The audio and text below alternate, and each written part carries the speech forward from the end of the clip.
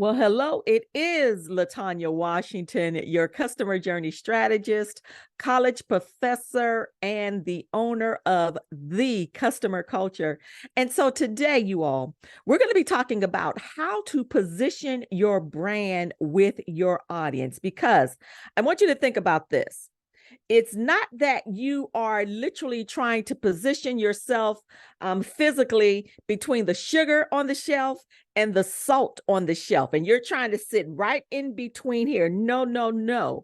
It is about how are you being positioned in the minds of your customer, because they begin to position your brand in their minds depending upon how you speak, how you come across, whether you got short nails or long nails.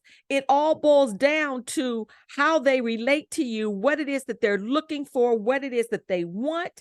And then they're also looking at what works best for them and where they want to be in the future.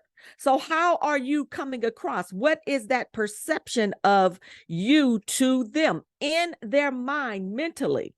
So that is literally what will influence them on making their decision on buying your product or your service. It's all in the mind. It's a mental thing, all right? So you want to be mindful of that. And the second thing is, you always need to understand your audience. And we say this over and over again, but you want to look at their demographics. What is the circumstances that they may be dealing with? What are the psychographics? What are they interested in? What are their hobbies? What do they love to do on the weekends? And so you're looking at all of these things. That means you literally have to go back and pay attention to your audience. I know we talk about the audience all the time, you all, but you can be on your social media platforms all day long, getting all of these likes, getting all of these comments, getting these things, and people are still not buying from you. All right. And so you want to begin to look at that targeted market. You want to be able to do that, especially when you're looking at possibly and potentially in the future creating ads. When you create ads, it'll begin to ask you certain questions, but guess what? You need to know who you're going after. All right. And then even when you are creating ads, remember, and that's another reason why we always say, I know you're going after an audience of small business owners. Wonderful. But understand, there are also segments to small business owners. They have different age groups. It could be you might be wanting to go after the 25 to 45-year-olds. Well, guess what? 25 to 45-year-olds may not have the same problems or fears or pain points as a 50 to 60-year-old. So there's segments even when we talk about those areas. And so in that, you want to be able to understand your audience in those areas. You want to know, what are they fearful about? What decisions do they have to make in the future? What are their desires? What is standing in their way that is preventing them to get to their goal? All right. So you want to understand that as well. Another thing is, we're talking about, once again, how to position your brand with your audience. Now, the next thing is, you want to look at your competitive analysis. You're looking at the people in the market that do the same thing as you. Now, what is that thing that's going to make you different? So when we're looking at doing a competitive analysis, we're looking at them, or we're looking at how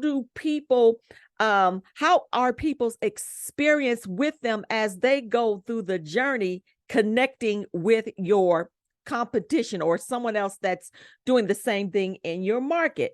So you want to begin to look at, what exactly is it that they offer? You want to begin to look at, you can even ask people questions. What has been your experience when you see this product, or when you look at this product in comparison to mine? What are the differences that you see? You will even be able to look at, Are there gaps that I can look at monopolizing on? And then you also want to look at their strengths. And so that's what we do in the market as well. And I'm talking about you all who are really, really looking at presenting your brand and positioning your brand in the minds of your audience. The next thing is, you want to look at what makes you different. So I call that as well a differential strategy. So now I need to go back and I need to look at, what is it that I also bring to the table? What is it that I offer? And how am I presenting that? What are the emotions that are going forth in the minds of the people that I'm connecting with? We always talk about being unique in the market. What value that you bring? You always want to make sure that you bring value, but being unique is different from being, I already said the word, being different. Unique means it's one of a kind. That's what it is. Different means you just bring something else to the table. It could be the difference between an orange and an apple. Guess what? They're both fruit.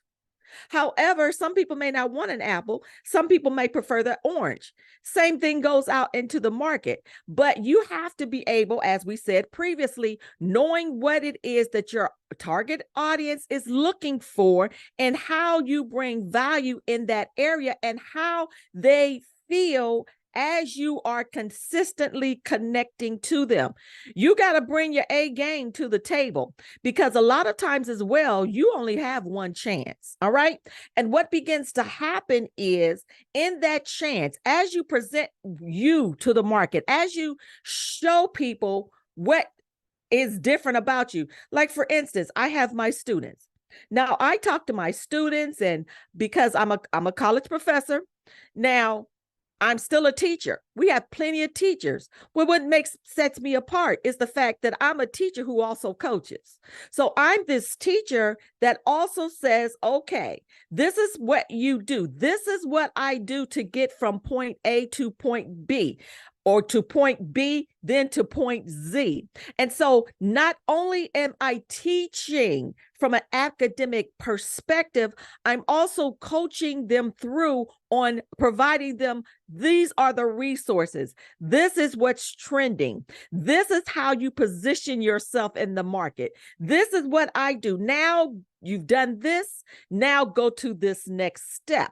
And so you want to be able, you all, to look at these areas, and this is how you begin to position your brand in front of your audience. It's going to take work. You have to do the work. And that's why I always say, get that notepad and that pencil and that paper, and you got to start writing things out. And another reason why I'm always focused in on the customer journey. What is their experience with you each and every time? And then before that, you have to be very, very strategic in creating your brand strategy, your marketing strategy. There's a lot to the game, but guess what? I'm all here for it. And so if you want to step in and learn more about brand strategy, about marketing strategy, how to position your brand, how to develop your brand, because a lot of times people don't even know what their brand is. And we got to go through the clutter of figuring those things out. Always feel free to connect with me at ask at LaTonyaWashington.com, or if you're on social media platforms, find me at LaTonya Washington. If you're on X, or what we called Twitter previously, I'm at LaTonya Teaches. All right. So let's get the ball rolling. Let's do what we need to get done. All right. So you are effective and you are ready to connect your brand. You are positioning your brand with your audience. It's not always about how you are unique in the marketplace, but it's about what is it that makes you different, and people are experiencing you because they're becoming more relatable to you. What you're saying is more relevant for them, and it's a dead ringer. All right, that's it for now. I'll talk to you soon.